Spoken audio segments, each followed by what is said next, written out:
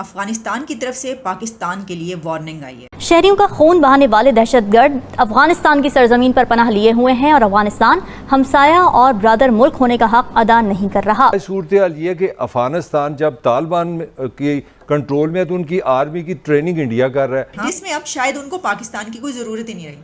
यानी उनका ये कहना कि तुम क्यों मामे बन रहे हो। ऐसी लैंग्वेज और ऐसी ज़ुबान से हमें अंदाज़ा होता है अफगान सरजमीन पाकिस्तान के खिलाफ अभी तक दहशतगर्दी के लिए इस्तेमाल हो रही है। खुदा न खास्ता कहना नहीं चाहिए, लेकिन मतलब क्या इस तरह की सूरत हाल बन सकती है कि अफगानिस्तान के साथ पाकिस्तान की कोई जंग हो और वो वाला बॉर्डर जो है वो फिर अगेन शोर सदा हो जाए। 12 सोल्जर्स मारे गए, फिर हुआ बलूचिस्तान में 9 सोल्जर्स मारे गए।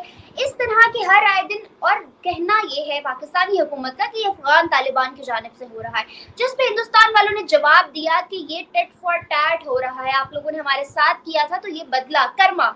It's what karma actually is. Pakistan के army chief general Nasir Munir ने धमकी दी टीटीपी को कि हम जवाबी कार्रवाई करें। अफगानिस्तान की तरफ से ये लहजा, इतना सख्त लहजा, एक वार्निंग, यहाँ तक उन्होंने कहा कि पाकिस्तान हमला करके देखे।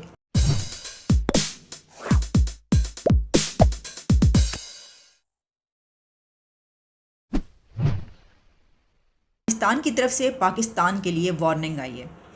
अफ़गानिस्तान की हुकूमत का, ज़बीउल्लाह मुजाहिद का ये कहना है कि पाकिस्तान अपने फेलियर्स का ब्लेम अफ़गानिस्तान पर ना डाले। उनका कहना था कि हमने दोहा एग्रीमेंट पाकिस्तान के साथ तो किया ही नहीं, हमारा एग्रीमेंट तो अमेरिका के साथ है। अफ़गानिस्तान की तरफ से ये लहजा, इतना सख्त लहजा, एक वार्निंग, यहाँ तक उन्होंने कहा कि पाकिस्तान हमला करके देखे, अफ़गानिस्तान पर हमला करके दिखाए, फिर अफ़गानिस्तान जानता है कि उसने अपनी ज़मीन की हिफाजत कैसे करनी है। और हम हर उस ताकत या हर उस मुल्क को देख लेंगे जो अफ़गानिस्तान की टेरिटरी के अंदर जिसने हमला करने की कोशिश की या मदाखलत की। इतनी सख्त वार्निंग आई है अफ़गानिस्तान की तरफ से पाकिस्तान के लिए। और ये कब हुआ? ये तब हुआ जब पाकिस्तान की तरफ से अफ़गानिस्तान को वार्न किया गया था। पहले आर्मी चीफ़ की तरफ से स्टेटमेंट आई जिसमें कहा गया कि वहाँ पर दहशतगर्द पनाह लिए हुए हैं, दहशतगर्दों की पनाह गाहें मौजूद हैं जहाँ से हमले होते हैं पाकिस्तान में, पाकिस्तान के अंदर आकर भी दहशतगर्द हमले करते हैं और ये देख लिया जाएगा और ये बर्दाश्त नहीं किया जाएगा, इसका जवाब दिया जाएगा। लेकिन उसी के साथ जो डिफेंस मिनिस्टर हमारे ख्वाजा आसिफ हैं, उनकी भी ये स्टेटमेंट आई थी कि अफ़गानिस्तान हमसायों वाला सलूक नहीं कर रहा, एक नेबर्स का जैसा सलूक होता है। यानी उनका मतलब ये था कि जो भाईचारे के साथ रहते हैं, वैसे तो मुझे नज़र नहीं आता कि कौन से नेबर्स यहाँ पर भाईचारे के साथ रहते हैं हमारे साथ। हाँ, अगर हम कुछ आगे बढ़कर देखें तो दूसरे कंट्रीज़ के साथ तो दूसरे उनके हमसायों के ताल्लुकात बहुत ही शानदार हैं, लेकिन जब हम अपनी बात देखते हैं तो हमारे साथ किसके ताल्लुकात अच्छे हैं। चले, इस पे तो हम बाद में आते हैं, लेकिन अभी जो इसकी डिटेल्स हैं वो मैं आपके सामने रखना चाहती हूँ। यानी अब आप ये देखिए कि अफ़गानिस्तान वो कंट्री के जिसके लिए हम दुनिया से ये अपील करते फिर रहे थे और उनके लिए हम कॉन्फ्रेंस करवा रहे थे, हमने OIC करवाई कि तालिबान की जो हुकूमत आई जिस पे हमने बहुत खुशियाँ मनाई और हमने बहुत शादियाने बजाए, उस हुकूमत के लिए हमने दुनिया से ये अपील की कि इनका पैसा दिया जाए। अमेरिका तक से हमने कहा क्यों नहीं दे रहे आप इनका पैसा, आप इनका पैसा दें। और वो अफ़गानिस्तान और वहाँ की हुकूमत ये कह रही है कि ये जो बातें कर रहे हो ये ज़्यादा बढ़ बढ़ के बोलने की ज़रूरत नहीं, इसकी वजह ये कि हमने तो तुम्हारे साथ एग्रीमेंट ही नहीं किया।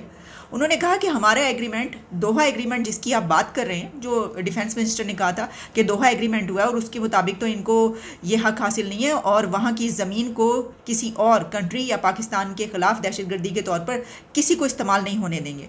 तो अब ज़बीउल्लाह मुजाहिद ने कहा है कि दोहा एग्रीमेंट तो हमारा अमेरिका के साथ हुआ। मतलब उनका कहने का मकसद ये कि तुम किधर से आ पड़े हो, तुम कहाँ से आ रहे हो, तुम तो उसके अंदर हो ही नहीं। ये कहा है उन्होंने, लिटरली उन्होंने ये कहा है कि पाकिस्तान तो इस एग्रीमेंट के अंदर है ही नहीं। तो अब आप इससे अंदाज़ा कर सकते हैं कि अफ़गानिस्तान के साथ पाकिस्तान के ताल्लुकात किस नहज पर कहाँ तक पहुँच चुके हैं कि यानी ये एक कह सकते हैं हम हीटिंग डिबेट है। डिबेट तो नहीं, यानी एक तरफ से कहा गया है, दूसरी तरफ से उसका बहुत ही करारा सा जवाब दिया गया है।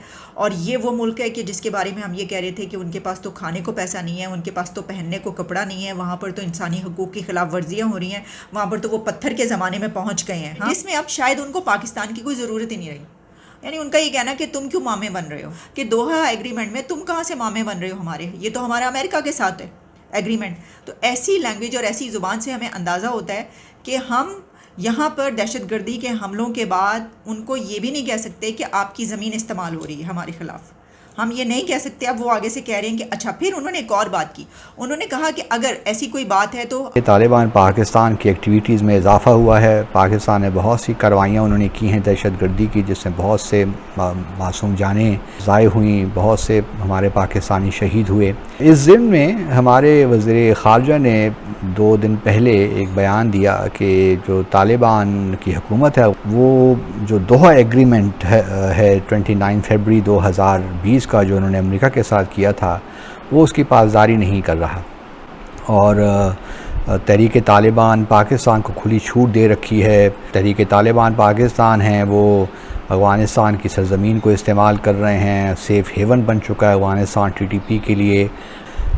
तालिबान की हुकूमत ने भी जवाब दे दिया डिफेंस मिनिस्टर का हमारे, उन्होंने कहा है कि जी आपने दोहा एग्रीमेंट की बात की है, तो दोहा एग्रीमेंट तो हमारा अमेरिका के साथ था, आपके साथ तो नहीं था, तो आप किस तरह ये दोहा एग्रीमेंट की बात कर रहे हैं। तो मैंने सोचा कि थोड़ा दोहा एग्रीमेंट भी दोबारा पढ़ लेते हैं। उसमें वो कहते हैं कि the Islamic Emirate of Afghanistan and is known as the Taliban will take the following steps to prevent any group or individual, including Al-Qaeda, from using the soil of Afghanistan to threaten the security of the United States and its allies.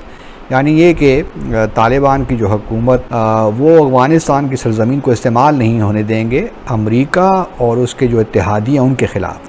तो मेरा ख़्याल है कि अगर हमारे वज़ीर ख़ारजा ने बात करनी ही थी तो फिर वो उस रेजोल्यूशन की बात करते जो कि यूनाइटेड नेशन सिक्योरिटी काउंसिल ने अडॉप्ट किया था। अब हमारे यहाँ ऑब्वियसली एक इत्मीनान किसी कैफियत तो थी जबकि तालिबान ने टेक ओवर किया काबुल पे, और फिर हमारा ख़्याल था कि जो स्पेस भारत को मिली हुई थी अशरफ गनी के ज़माने में, अब तालिबान के आते हुए कम अज़ कम जो कार्रवाइयाँ अफ़गानिस्तान से हो रही हैं पाकिस्तान में वो अब नहीं होंगी। लेकिन मैं अभी भी समझता हूँ कि तालिबान के साथ कुछ हमने सही शायद मानों में डील नहीं किया, और हमने शायद ये है कि अपने आप को एसोसिएट भी कर लिया। ख़ास तौर पे तालिबान की हुकूमत को तस्लीम करने की जहाँ तक बात थी, तो हमें अपने लिए थोड़ी सी स्पेस रखनी चाहिए थी ताकि हम रशिया के साथ, चाइना के साथ, तो उससे शायद हमारा और तालिबान के दरमियान एक खलीज सी बढ़ी।